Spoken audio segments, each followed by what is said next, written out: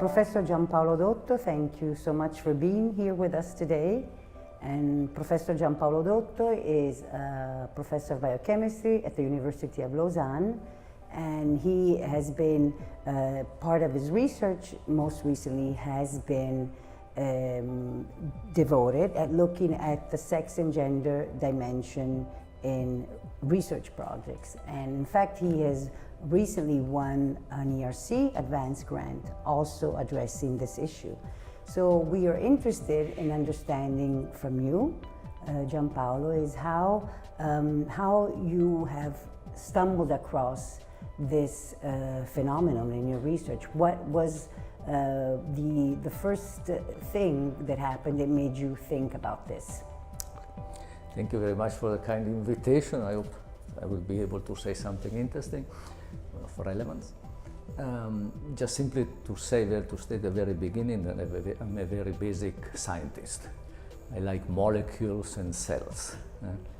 And our main interest has been, and actually that's what led me to consider gender or sex in this thing, is actually the early steps of cancer development. So what is responsible for the transition from a normal tissue to pre-malignant tissues to then malignant tissue. So that's also part very much of my interest in cancer prevention. So in the context of this, we are actually studying very specific signaling molecules that actually are controlling the tissue homeostasis. And in the context of that, we also try to understand what might be controlling these molecules that control tissue homeostasis. In doing that, we actually found that the receptor for an important sex hormone, which is estrogen receptor, is actually very much an important regulator of the sequence of events that controls tissue homeostasis. Now, this estrogen receptor is estrogen receptor beta, which is different from the alpha, that is the one that is heavily studied in the context of breast cancer. And so ER beta is actually very much expressed in many other tissues,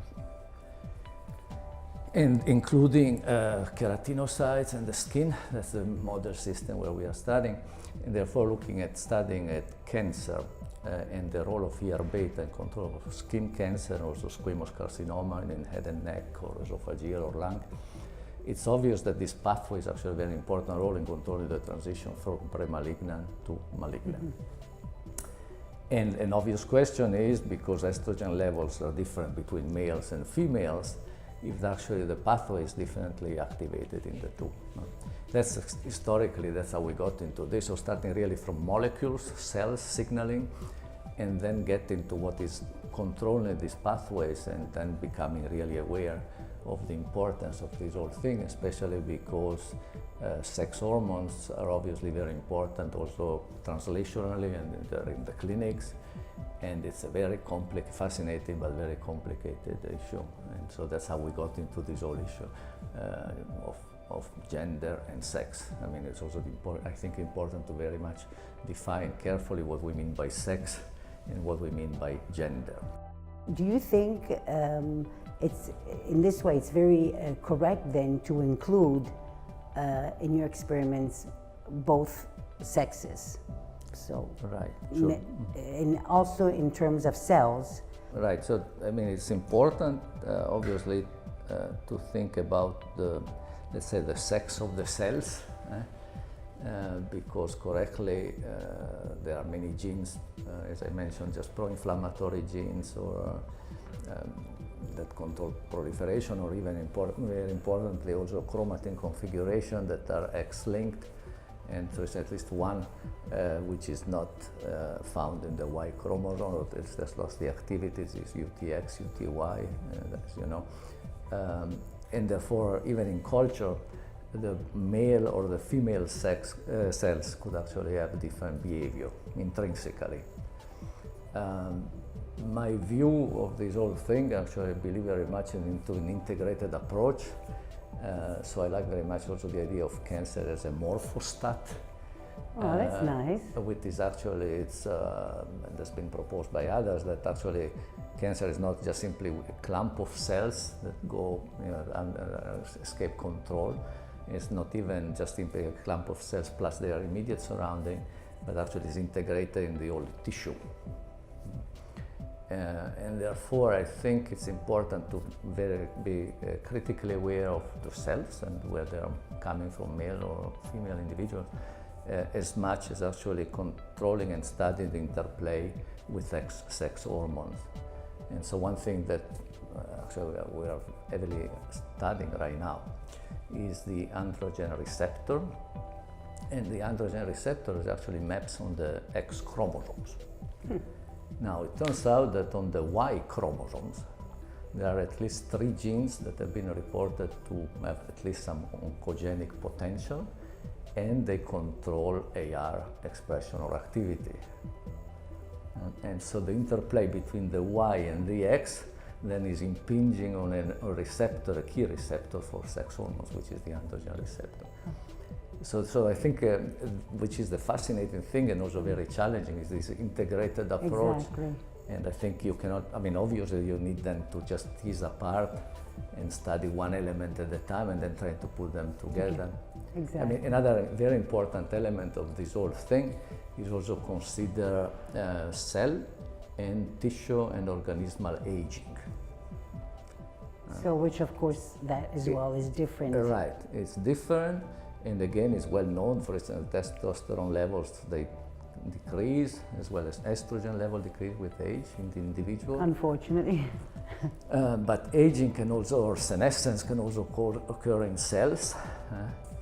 And going back to cells intrinsically is another thing that is very well known, is actually that often the Y chromosome or part of the Y chromosomes are actually lost in aging tissue, as well as is very well known in prostate cancer, for instance.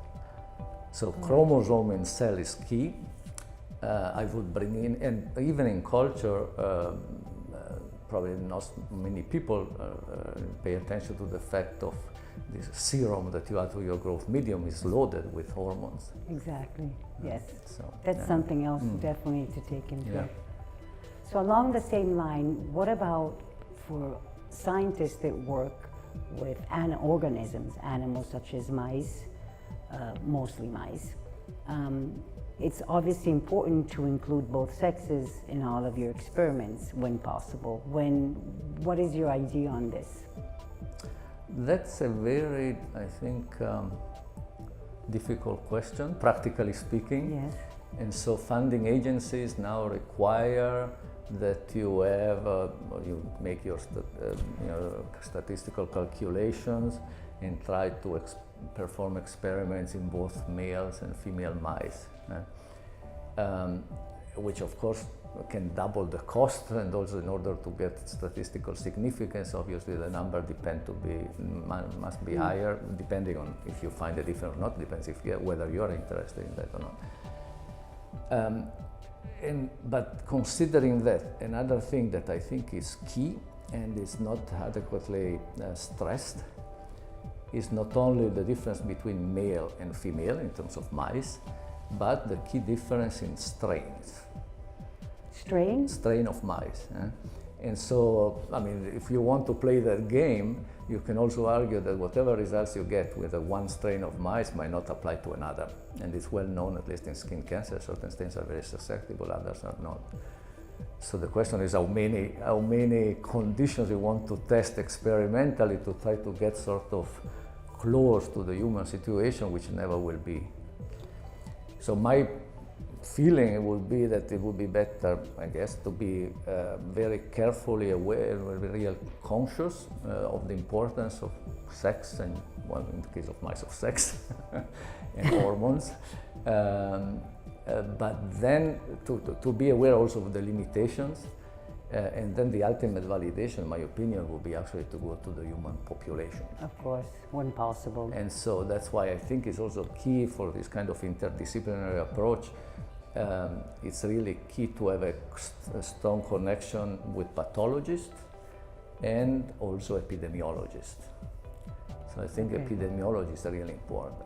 Yes, I agree. And so what I think one of the challenges in the future is actually to favor the bridge, the connection between people that tend to just work separately and rarely speak to each other. So, Gian-Paolo, within the context of using animals of both sexes in experiments, this may be problematic if we take into account the 3 R's, mainly replacement, reduction, and refinement, the requirements that are required for animal research. So, what do you think about this? Right, and so those are key elements. What is also important is to keep always in mind is also the statistical significance of the results, and so one also needs to put into that, for instance, how many animals would be required to have results that has significance. And so there is always a struggle between including enough number of animals in case of in vivo experiments with the cost. And in this case, it's also important to keep in mind the possible differences between males and females. One additional element that is not taken into, and so these are funding agencies now, for instance, NIH. When you apply for an NIH grant, you need to have a whole section on actually you have to describe your provisions for what you do, to take into consideration possible differences between, for instance, male and female mice. And so in theory, you should actually include the similar, to perform the same experiment in both male and female cohorts. Which again, if you do some statistical power of analysis calculation, you can see that the numbers can skyrocket. And so that goes against the reduction. So one way to reduce that, there are a couple of ways. I think the first one is actually to be very rigorous in the working hypothesis that one wants to test, and critically aware of the fact of whether one is using a male or female cohort, and maybe just sometimes to validate that is the key experiment in mice of the opposite gender without just repeating everything in the two populations. The other thing that one can actually, but another very important thing that is probably not adequately stressed, even by funding agencies, is that there are many strains of mice which have a different susceptibility to cancer. So even there, unless you argue that you want to validate all your experiments in different mouse strains, not only males and females, you can see that it's actually becoming impossible. Right. And so I think the only way to do is just simply be really aware of the limitation of our experimental setup. That would be my recommendation. And then eventually to think that the most important thing would be to then validate somehow with human samples, and then importantly try to go to the human population level, because each individual is different from another. And so if you really want to see whether this is valid or not, you need to actually be able to tease out the different human populations, different gender, and different ethnic or the racial background. That's one thing. And then the second, for reduction, that I'm becoming interested, will be the possibility of transferring some of the testing to in vitro system with three-dimensional organ reconstitution, where you can study cell-cell interactions and the impact, in this case, for instance, of sex hormones, males and female cells. With the obviously understanding that many cell type or many structures like endothelial cell, blood vessels, or immune cells might not be there or just not behave normally. So before you mention, and I would like to bring this up again, the importance of this multidisciplinarity approach, and how you think it's very important to also within this context to always discuss with epidemiologists, pathologists. Is there anything else you would like to add about that? Probably politicians. Okay. Politicians or policymakers, I should say. Yeah. That actually is more precise. Policymakers and journalists. So I think those are actually very important, that as a way also to reach out to the general public. And I think these days it's becoming really key to do that. And in the correct way, of course. In the correct way. Gian-Paolo, you were also mentioning the importance of including race in certain experimental questions. Would you like to comment on that any more? Yes, actually we are very much interested in that issue. And that actually again goes back to your original question, that is why we got interested in sex. And the reason we became interested in race is again because of our experimental work. So we are very much following where our experiments are taking us. And so we actually became very much interested in the issue of race, again focusing entirely on pre-malignant and malignant cancer lesions in the skin, which is our experimental model. And at that point, I had a dermatologist from Korea work in my laboratory at MGH, and we were just studying these early cancer lesions in the skin, actinic keratosis and squamous cell carcinoma, and she was telling me that in Korea they don't have these lesions, so it's much, much less. And so through that, I just started reading and studying, became aware that many cancer types, the incidence is very different among people from different human populations. And so now we're actually quite studying that, and besides East Asians or Caucasians, we're actually very much focusing on the difference between people of, so again, it very much is important to use very precise words when you talk about race, because this is again loaded with all sort of political connotations. And again, I try to emphasize the importance of being a rigorous scientist.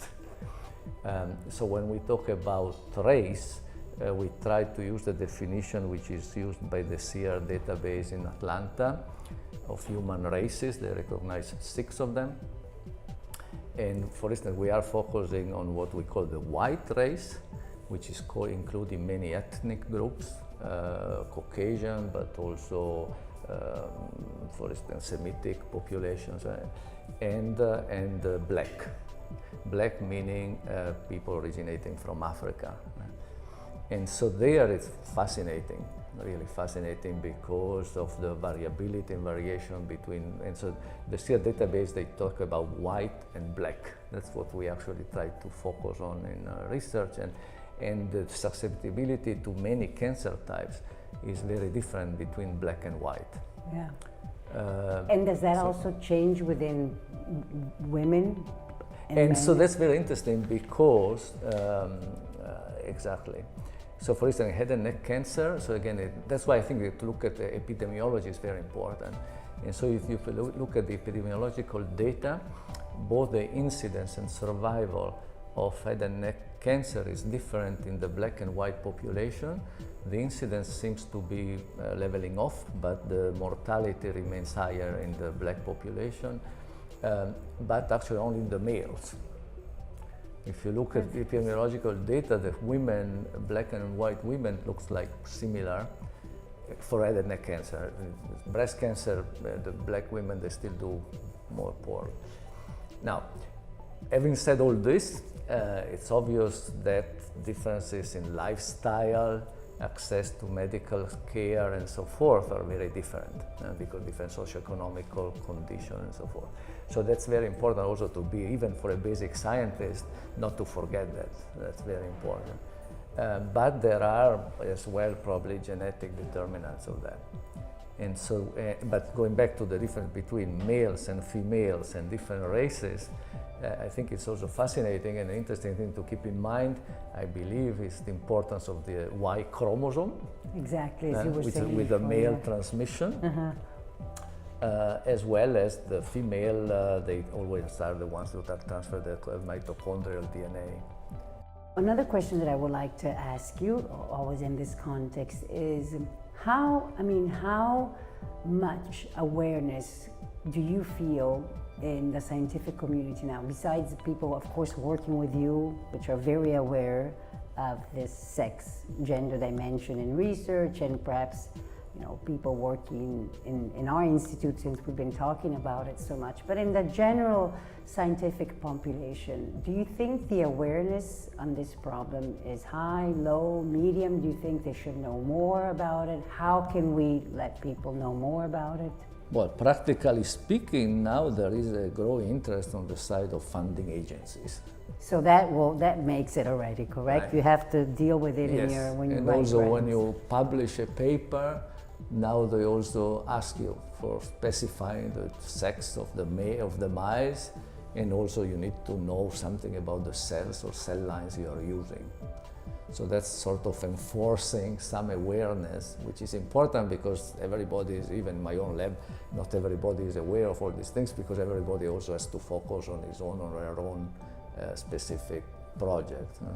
So some enforcement, I think, is welcome. I mean, the same thing that I actually welcome is on the side of scientific journals, the fact that now they require to deposit all the raw data, all the statistical analysis, this needs to be there and this and that, which is key for reproducibility. So when we're talking about race or sex, we're also talking about reproducibility of results. So I think it's important to enforce some kind of systematic approach to science.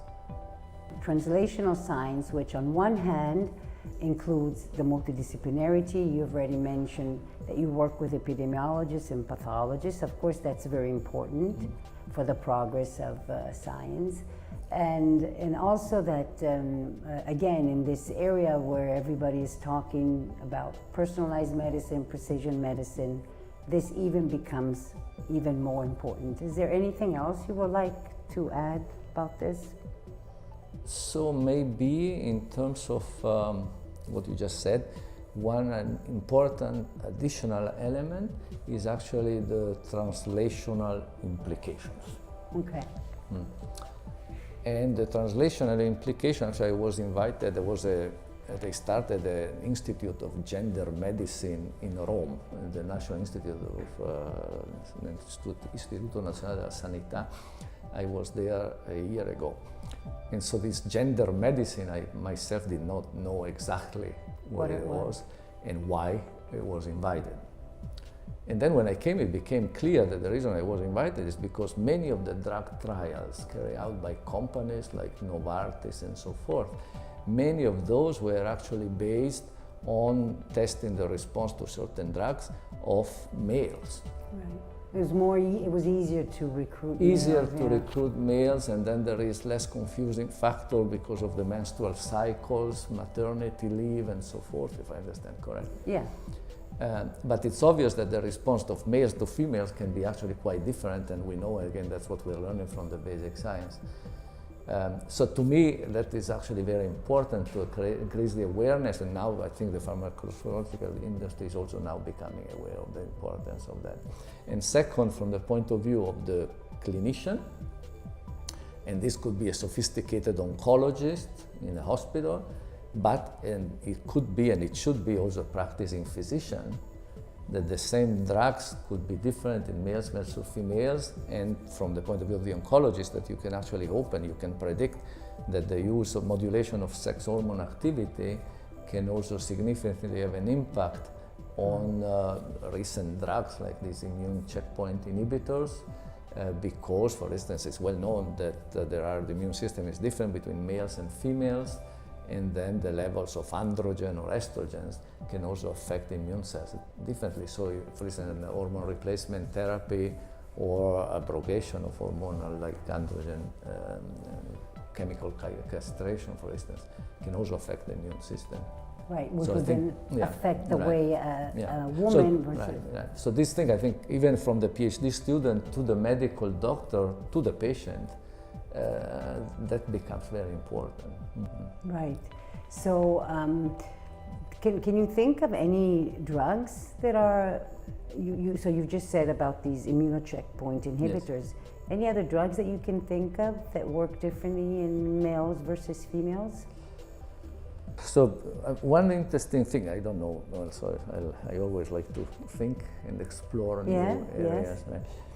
But drugs targeting the epigenome could conceivably be having a different impact on male versus female cells, as well as in vivo.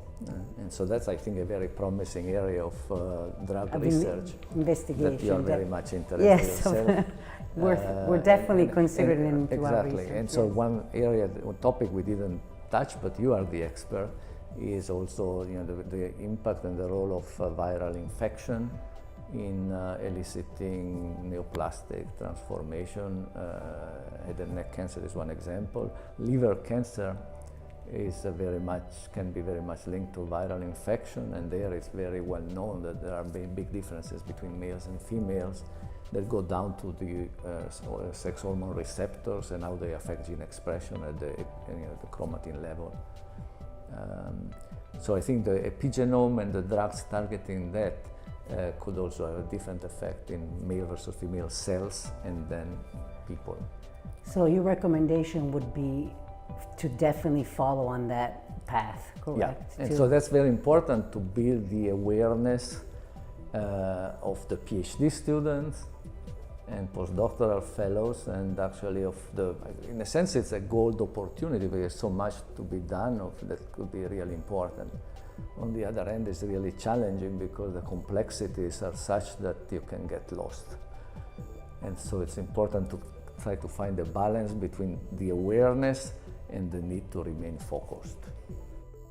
Thank you so much. Yeah, so thank you, Professor Dotto, Gian-Paolo Dotto, again, for really taking your time. You have a very busy schedule and many